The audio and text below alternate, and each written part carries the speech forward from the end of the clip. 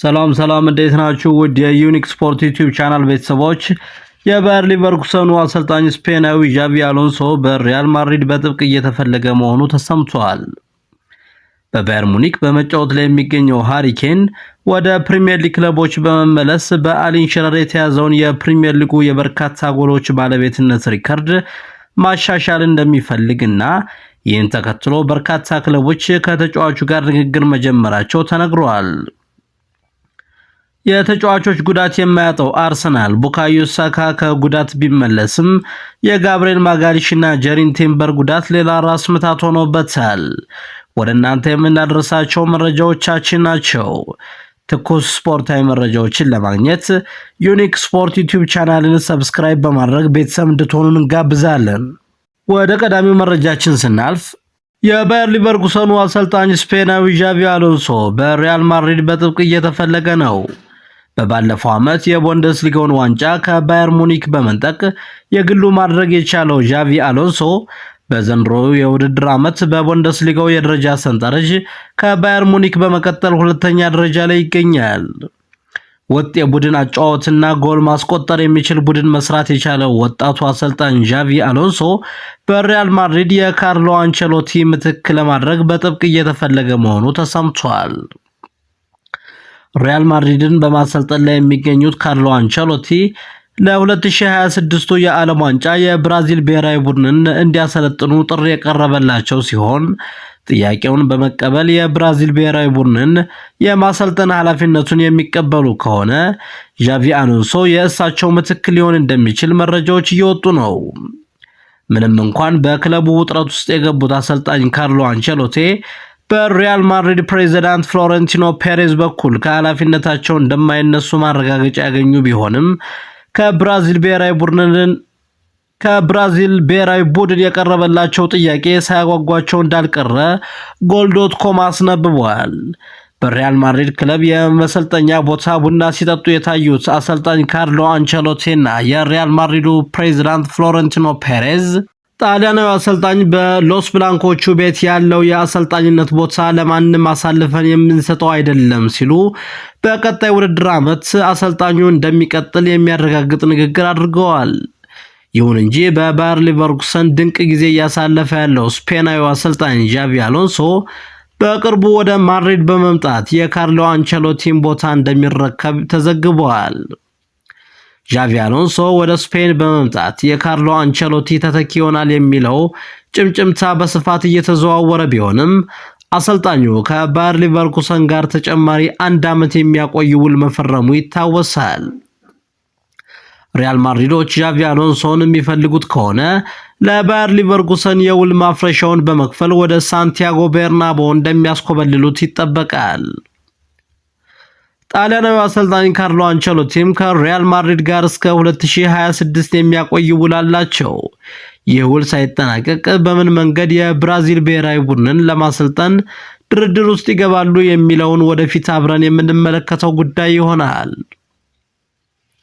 ወደ ቀጣዩ መረጃችን ስናልፍ በባየር ሙኒክ በመጫወት ላይ የሚገኘው ሃሪ ኬን ወደ ፕሪሚየር ሊግ በመመለስ በአሊን ሽረር የተያዘውን የበርካታ ጎሎች ባለቤትነት ሪከርድን ማሻሻል እንደሚፈልግ መናገሩን ተከትሎ በርካታ የፕሪሚየር ሊጉ ክለቦች ከሃሪ ኬን ጋር ድርድር መጀመራቸው ተነግሯል። አርሰናል፣ ሊቨርፑል እና ቼልሲ ደግሞ ግንባር ቀደም ፈላጊዎቹ ናቸው። የሚኬል አርቴታው ቡድን አርሰናል የ31 ዓመቱን የእንግሊዝ ብሔራዊ ቡድን አምበል ሃሪ ኬንን ለማስፈረም ድርድር መጀመሩ ተገልጿል። ሁነኛ የአጥቂ ስፍራ ተጫዋች በመፈለግ ላይ የሚገኙት አርሰናሎች በክረምቱ የዝውውር መስኮት ሃሪ ኬንን የግላቸው ለማድረግ እየሰሩ መሆኑ ተዘግቧል። ጨራሽ አጥቂው ሃሪ ኬን ዋንጫዎችን ለማሳካት ቶትናምን በ2023 ለቆ ወደ ባየር ሙኒክ መሄዱ የሚታወስ ሲሆን በክረምቱ የዝውውር መስኮት ወደ ፕሪሚየር ሊጉ መመለስ እንደሚፈልግ ይፋ አድርጓል። ከክለቡ ባየር ሙኒክ ጋር የቡንደስሊጋውን ዋንጫ ለማሳካት ጫፍ የደረሰው ሃሪ ኬን በቻምፒዮንስ ሊግ ጨዋታዎችም ጥሩ እንቅስቃሴ እያደረገ መሆኑ ይታወቃል። 9 ቁጥር ጨራሽ አጥቂ በመፈለግ ላይ የሚገኙት መድፈኞቹ ሃሪ ኬንን ለማስፈረም ንግግር መጀመራቸው ተዘግቧል። ሃሪ ኬንን ከቡካዮ ሳካ ጋር ለማጣመር እየሰራ ያለው ሚኬል አርቴታ ተሳክቶለት ሃሪኬንን ማስፈረም የሚችል ከሆነ የሁለቱ እንግሊዛውያን ጥምረት መድፈኞችን የዋንጫ ባለቤት ሊያደርጋቸው እንደሚችል ተዘግቧል። ሃሪኬን የቶትናም ክለብ የምንጊዜም ጎል አስቆጣሪ ሲሆን ክለቡ ቶትናም የአርሰናል ደርቢና የምንጊዜም ተቀናቃኝ ክለብ ነው። በዚህ ሁኔታ ሃሪኬን ለአርሰናል ይፈርማል ብሎ መጠበቅ የዋህነት ነው የሚሉ ስፖርት ተንታኞችም አልጠፉም። በሌላ በኩል የጀርመኑ ክለብ ባየር ሙኒክ የፊት መስመር ተጫዋቹ ሃሪኬንን በአሊያንዝ አሬና ለተጨማሪ 1 ዓመት ለማቆየት ድርድር መጀመሩ ተዘግቧል። ምን ይከሰት ይሆን? አብረን የምናየው ይሆናል። ቀጣዩ መረጃችን ደግሞ ወደ መድፈኞቹ ቤት ይወስደናል። ቡካዮ ሳካ ከጉዳት መልስ ተሰልፎ በተጫወተበት የመጀመሪያ ጨዋታው ጎል በማስቆጠር ለሚኬል አርቴታ ቡድን የጀርባ አጥንት መሆኑን አስመስክሯል። አርሰናል ፉልሃምን ባስተናገደበት የፕሪሚየር ሊግ ጨዋታ ከተቀያሪ ወንበር በመነሳት ጎል ማስቆጠር የቻለው እንግሊዛዊው የ23 ዓመቱ የፊት መስመር ተጫዋች ቡካዮ ሳካ መድፈኞቹ ከሪያል ማድሪድ ጋር በሚያደርጉት የቻምፒዮንስ ሊግ ጨዋታ ላይ ተጽዕኖ ፈጣሪ ተጫዋች ሊሆን እንደሚችል ይጠበቃል። ከታህሳስ ወር በኋላ በጉዳት ምክንያት ለ3 ወራት ያህል ሳይሰለፍ የቆየው ቡካዮ ሳካ ከጉዳት መልስ በተሰለፈበት የመጀመሪያ ጨዋታ ጎል ለማስቆጠር 7 ደቂቃ ብቻ ነው የወሰደበት። በጨዋታውም መድፈኞቹ በሚኬል መሪኖና ቡካዮ ሳካ ጎሎች ፉልሃምን 2-1 በሆነ ውጤት ማሸነፍ ችለዋል። ምንም እንኳን ቡካዮ ሳካ ከጉዳት መመለስና ጎል ማስቆጠር ለአርሰናል መልካም ዜና ቢሆንም የጋብርኤል ማጋሊሽ አዲስ የጉዳት ዜና ለሚኬል አርቴታ ራስ መታት ሆኗል።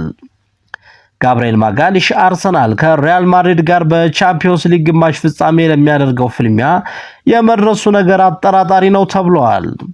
የጋብርኤል ማጋሊሽ ጉዳት የአርሰናል ደጋፊዎችን ውጥረት ውስጥ ከቷል። ቀጣይ ሳምንት ከሪያል ማድሪድ ጋር ለሚያደርጉት ጨዋታ የማይደርስ ከሆነ መድፈኞቹ በእጅጉ እንደሚፈተኑ ከወዲሁ እየተገለጸ ነው። ኬሊያን ምባፔን ያቆመዋል ተብሎ የሚጠበቀው የመሃል ተከላካዩ ብራዚላዊ ኢንተርናሽናል ጋብርኤል ማጋሊሽ አርሰናል ከፉልሃም ጋር ሲያደርግ በነበረው የፕሪሚየር ሊግ ጨዋታ በ15ኛው ደቂቃ ተጎድቶ መውጣቱ አይዘነጋም። የአርሰናል ደጋፊዎች የተጫዋቹን ጉዳት በተመለከተ ሪያል ማድሪድን አሸንፎ በቻምፒዮንስ ሊግ 4 ውስጥ ለመግባት የነበራቸው ዕቅድ ስጋት ላይ እንደሆነ እየተናገሩ ነው። በተያያዘ መረጃ ጀሪን ቲምበር መጠነኛ ጉዳት ማስተናገዱ ተዘግቧል። ጀሪን ቲምበር እና ጋብርኤል ማጋሊሽ በሌሉበት ጨዋታ ሪያል ማድሪዶች 10 ጎል ሊያስቆጥሩብን ይችላሉ ሲል አንድ የመድፈኞቹ ደጋፊ በኤክስ ገጹ ላይ ሐሳቡን አጋርቷል። ክቡራትና ክቡራን ወደ ዩኒክ ስፖርት ቤተሰቦች ዩኒክ ስፖርት ዩቲዩብ ቻናልን ሰብስክራይብ በማድረግ ከቤተሰብ እንድትሆኑ እንጋብዛለን። እናመሰግናለን።